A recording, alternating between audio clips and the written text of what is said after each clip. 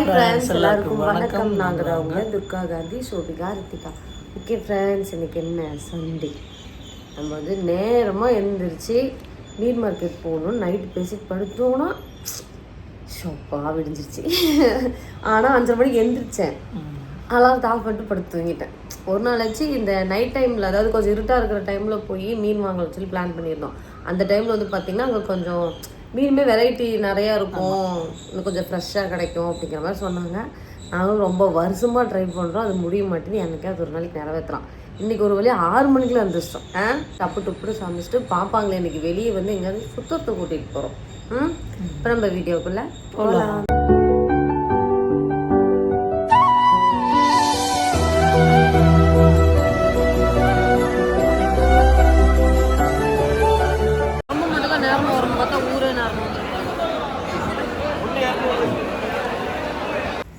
Okay friends, நான் வந்து பார்த்திங்கன்னா உள்ள மீன் எல்லாமே கழுவி வச்சிட்டேன். எங்கள் வீட்டுக்காரர் வந்துருத்திங்களா, அவ்வளோ பொறுப்பாக வேலை செஞ்சிட்ருக்காருன்ட்டு.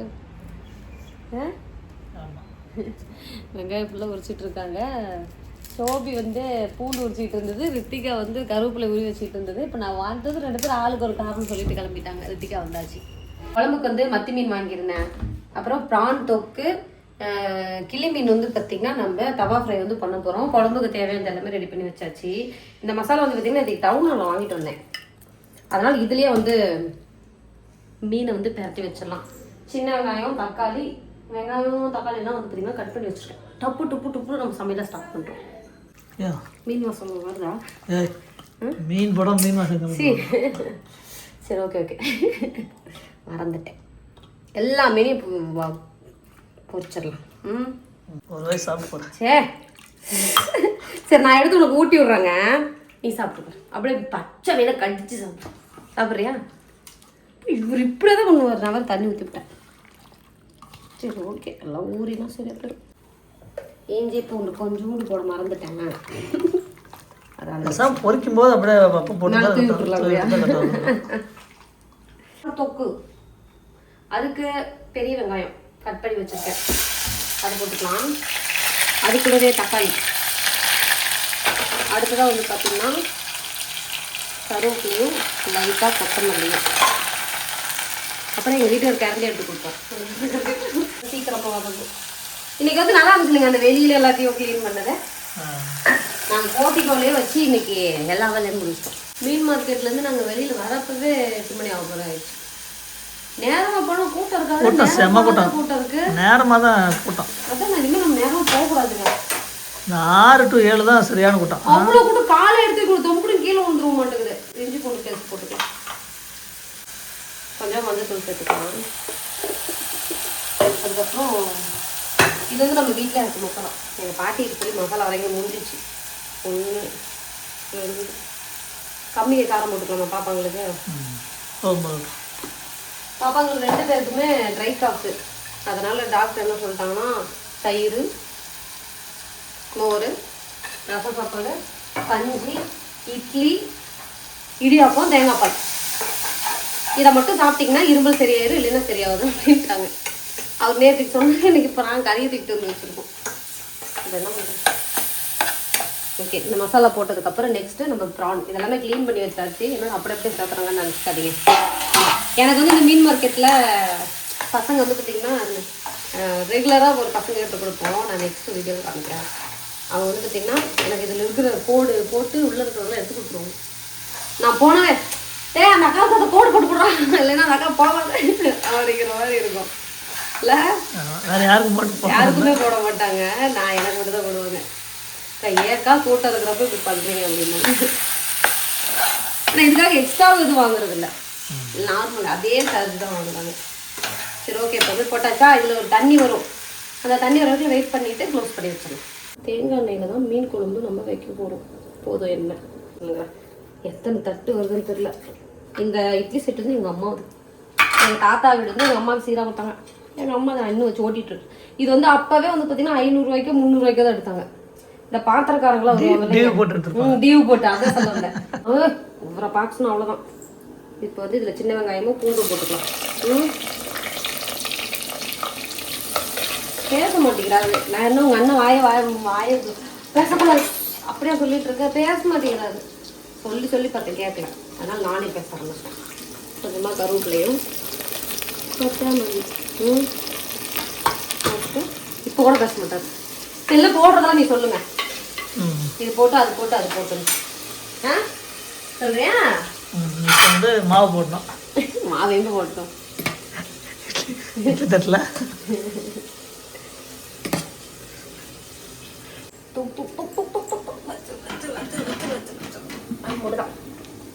இட்லி வச்சாச்சு. தண்ணி ஊற்றுங்க இல்லையா? இப்போ வந்து பார்த்தீங்கன்னா இது வெங்காயம் நல்லா வதங்கிருச்சு குழம்புக்கு. இஞ்சி பூண்டு பேசுறதுக்கு குழம்பு சூப்பராக வைக்கிறேன், அதை விட இட்லி சூப்பராக சொல்கிறேன். எங்க நீ தயவு செஞ்சு எதுவும் பேசாத.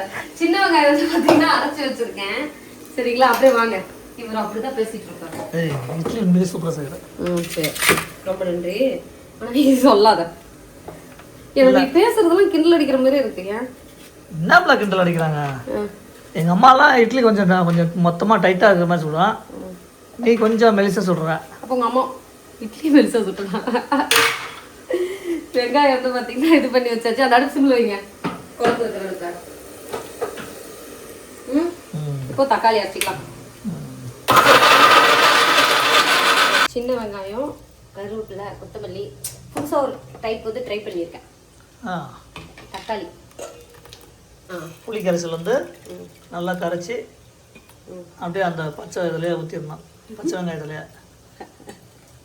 அப்புறம் இதுதான் குழம்பே இன்னைக்கு. இதில் அப்படியே மீனை போட்டுருவேன். இது பச்சை புளி ரசம் மாதிரி பச்சை மீன் குழம்பு. சரி, ஓகே. இது கூட வந்து பார்த்தீங்கன்னா மசாலா, பச்சை வெங்காயம், பச்சை வெங்காயம் மீன் குழம்பு. எங்கள் வீட்டுக்காரர் அப்படிதான். குழம்பு மிளகாத்தூள், மல்லித்தூள், மஞ்சத்தூள் சேர்த்துக்கலாம். அதையும் அங்கேயே கொட்டணுமா? ஆமாம், சேர்த்துட்டு போட்டு நல்லா பிசைஞ்சிடணும். ஆமாம், பிசைஞ்சு அப்படியே உருண்டை பிடிச்சி எண்ணெயில். ஏன் நீ பேச வேண்டாம், நான் சொல்லிட்டேன். இல்லை இல்லை, கரெக்டாக தான். சரி, ஓகே. மினி விலாக் ஒரு கிளிப் எடுத்து கொஞ்சம் கெட்டியாக இருந்துச்சுன்னா எண்ணெயில் போடலாம். இந்த வெங்காயம், இஞ்சி பூண்டு எல்லாம் நல்லா வதங்கினதுக்கப்புறம் நம்ம ரெடி பண்ணி வச்சுருக்கீங்களா மசாலா, அதை வந்து சேர்த்துக்கணும். இது வந்து பார்த்தீங்கன்னா நல்லா பச்சை வாசனை போக வதங்கணும்.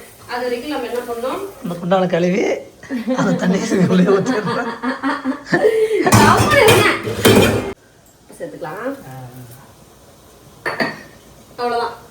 இப்போ வந்து இது ஒரு 5 நிமிஷத்துக்கு அப்படியே க்ளோஸ் பண்ணி வச்சிடலாம். நல்லா கொதிச்சு எண்ணெய் தெளிஞ்சு நல்லா வரும். எண்ணெய் தெளிஞ்சு நல்லா கெட்டியா நல்லா பச்சடி மாதிரி வந்த உடனே எல்லாம் இப்போ கழுவணும். இது ரெடி ஆயிடுச்சு பாரு. இல்லை இல்லை, வேகல. அந்த ஏமா புளிக்குத்தூள் 100 தடவை நான் வேலை செஞ்சு கொடுக்கணும். எடுத்துட்டு வரேன். ப்ரான் ரெடி ஆயிடுச்சு. கொத்தமல்லி இலையை தூவும் நிறையாவே. ப்ரானா கொத்தமல்லி இதுல கொஞ்சம் தூவுங்க. இதுலயே வேணும். நான் போய் சாப்பிட போறேன். ரெடி. ஒரு வேலை முடிஞ்சிச்சு. பச்சை வாசனையும் போயிருச்சுன்னு நினைக்கிறேன். டேஸ்ட் பண்ணி பார்க்கலாம். என்ன இந்த ஸ்டேஜில் புளி ஊற்றிருக்கணும், மறந்து போய் ஃபஸ்ட்டே ஊற்றிட்டேன். இதான் டிஃப்ரெண்ட்டாக செய்கிறோம்ல, ரிவர்ஸில். என்ன மீன் குழம்பு மாதிரி இல்லை? மீன் போட்டால் தான் மீன் குழம்பு வரும். மீனே எங்கே இருக்கு? இன்னும் கொஞ்சம் புளி ஊற்றிக்கலாம். மீன் மத்தி மீன் கொஞ்சம் தான் இருக்குது குழம்புக்கு மட்டும். காரம் கம்மியாக தான் இருக்கு. ஓகேவா? குழம்பு பாப்பா காரம் சாப்பிடுங்க. ஆமாம், என்ன இப்படி கொதிக்குது?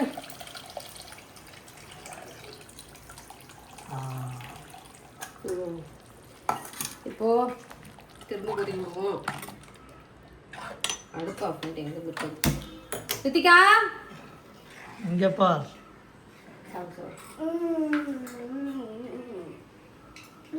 எடுத்து போட்டுக்கா. நல்லா இருக்கு டேஸ்ட். சரி, எனக்கு ப்ரான் ரொம்ப பிடிக்கும். இந்த மீன் போடணுமா குழம்புக்கு? இது நல்லா கொதிக்க விடணுங்க. டேஸ்ட் கொஞ்சம் கம்மியாக மாதிரி இருக்கு. மீன் குழம்பு பொறுத்த வரைக்கும் இன்னைக்கு நல்லா இல்லைனா ஒன்றும் பிரச்சனை இல்லை, நாளைக்கு சூப்பராக இருக்கும். இப்போ திங்கிறதுக்கு கொஞ்சமாக நல்லா இருக்கணும்ல.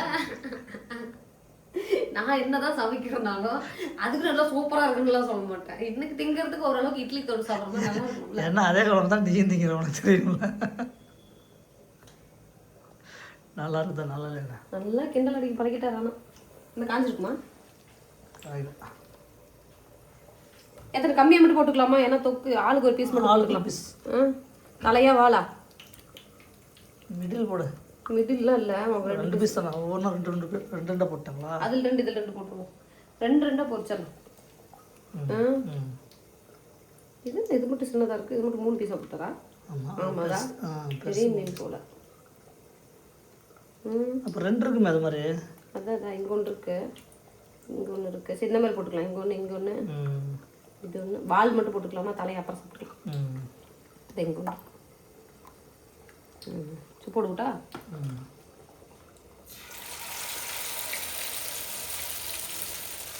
இன்னொரு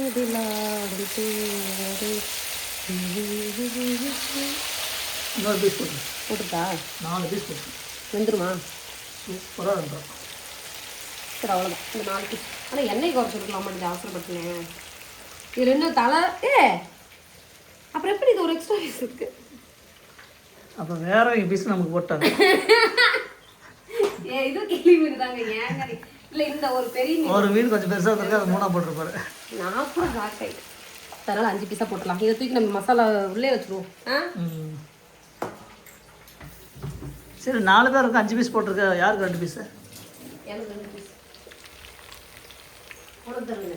ஓ, வெந்துருச்சான்னு பார்க்கறதுக்கு ஒரு பீஸு.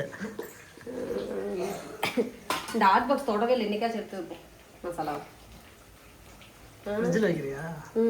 இது என்ன பண்ணுறது? அப்புறமா சாப்பிட்டுக்கலாம். பாப்பாங்க வேறு இன்னைக்கு வெளியில் போட்டுருவோம். என்னாச்சுமா? செம்ம டேஸ்டா? அவ்வளோ நல்லா இருக்காம்மா. எங்கள் வீட்டில் ப்ரான் செஞ்சால் ப்ரானுக்கு ஒரு தனி படையே இருக்குது. சோபிக்கு ரொம்ப ரொம்ப பிடிக்கும். இந்த ரித்திகா பண்ணலாம் ப்ரானே வேணான்ட்டு உட்காந்து அழுதுட்டு இருந்துச்சு. பண்ணலாம் ஏங்க ஞாபகம் இருக்கா? ப்ரானே வேணாம்னு சொல்லி அழுகும். இப்போ பழகிடுச்சு. என்னங்க பாட்டுதே வருதுன்னா எனக்கு இதில் எடுத்துட்டேன். எல்லாம் மத்தி மீன். இன்னைக்கு மீன் சூப்பர் ஃப்ரெஷ்ஷுங்க இருக்கு பாருதா. ஆனால் ஒன்று எல்லா மீனுக்கும் முட்டை இருந்துச்சுங்க. பெண் மீன் அடுக்குது எல்லாமே. இவ்வளோ முட்டை இருந்துச்சு. மத்தி மீன் அந்த பசங்க முட்டையோட விட்டுருக்காங்க. நான் தான் எல்லாத்தையும் போட்டேன். சரி, ஓகே, மீன் சேர்த்தாச்சு.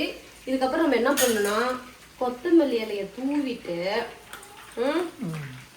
அடுப்பை வந்து சிம்மில் வச்சுட்டு க்ளோஸ் பண்ணிடுறோம். ஒரு 5 மினிட்ஸில் ரெடி ஆகிடும். அதுக்கப்புறம் பாத்திரம் திரும்பவும் சேர்ந்துடும். இந்த அந்த மாதிரி ஃபஸ்ட்டு இதெல்லாம் எங்கள் வீட்டுக்கு ஆமாம். மீன் பாரு எவ்வளோ கலராக இருக்குன்ட்டு. நல்லா இருக்குமான்றது தெரில. மெயினாக மசாலா வந்து பார்த்தீங்கன்னா உடையில. நான் டவுன் ஹாலில் ஒரு கடையில் வாங்கினேன். நல்லா இருந்தால் ரெகுலராக வாங்கிக்கிறேன் அப்படின்னு சொல்லிட்டு ஒரு 1/4 கிலோ மட்டும் வாங்கிக்கிறேன். 1/4 கிலோ 60 ரூபா. அந்த அண்ணன்ட்ட கலர் நல்லா இருக்கு. பூண்டு வாங்கணுங்களா? அதான் தெரியல டேஸ்ட் எப்படி இருக்குன்னு தெரியல. டேஸ்ட் மட்டும் ஓகேனா ரெகுலராக நான் வாங்கிடுறேன். அதுதான் சொன்னார் வீட்டிலே ரெடி பண்ணுறோம் அப்படின்னாரு. எந்த வீட்டில்? அவங்க வீட்டில். எந்த வீடுன்னு தெரியல. அவர் சொன்னது வீட்டிலே ரெடி பண்ணுறதுன்னு சொன்னார். அது எந்த வீடு? ஓகேவா?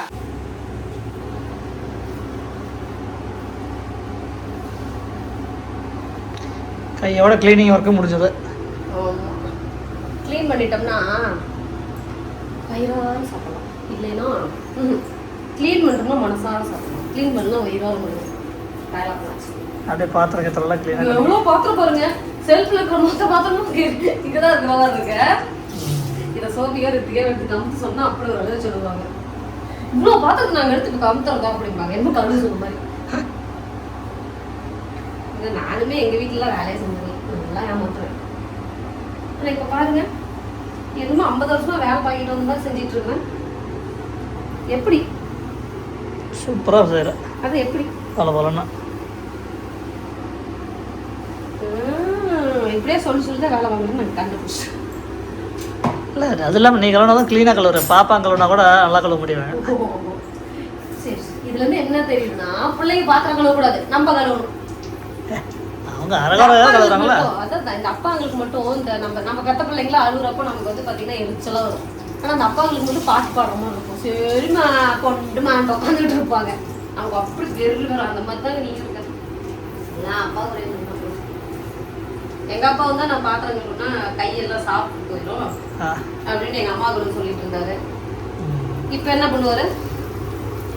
இங்கே வந்தால் எங்கள் அப்பா தான் கழுவி தருவார். எனக்கு கழுவு விட மாட்டார். அவன் தானே. எங்கள் அப்பா வீட்டுக்கு வந்துட்டா எங்கள் மாமியார் இருப்பாங்க. எங்கள் மாமியார் என்ன பண்ணுறது, என் பிள்ளைக்கு நான் அப்படின்னு சொல்லிட்டு நீ உட்காருமா நான் செய்யறேன்னு சொல்லிட்டு சமையல் வேலை எல்லாமே பண்ணுவேன். சூப்பராக பண்ணுவேன். நான் வேலையே வைக்க மாட்டேன். எப்பயுமே எங்கள் அப்பா வந்தாருன்னா ரெஸ்ட் இல்லை. ஆமாம், எங்கள் சித்தி ஒரு பக்கம் விட்டுருவாங்க, எங்கள் அப்பா ஒரு பக்கம் விட்டுருவாங்க. என்னத்தையும் விட்டுங்கன்னு நான் போய் உட்காந்து சரி. எங்கள் அம்மா சாப்பாடு உட்காந்து டிவி பார்த்துட்டு. ஆமாம், எங்கள் மாமி வந்து சாலாக போல சாப்பாடு செஞ்சு எல்லா வேலையும் முடிக்கிற வரைக்கும் சாப்பாடு கூட எங்கள் அப்பா போட்டு தான் கொடுப்பாரு. அதுலாம் ஈகோ பார்க்க மாட்டாங்க. என்ன சமைச்சி வாங்க சாப்பிடவா செய்யுங்க, டிவியே பார்த்துட்டு இருப்பீங்க அப்படின்னு சொல்லிட்டு போய் கொடுப்பாரு இல்லைங்க. எல்லாமே செஞ்சுருவாரு. சரி ஓகே, எங்கள் பாருங்க குழம்பு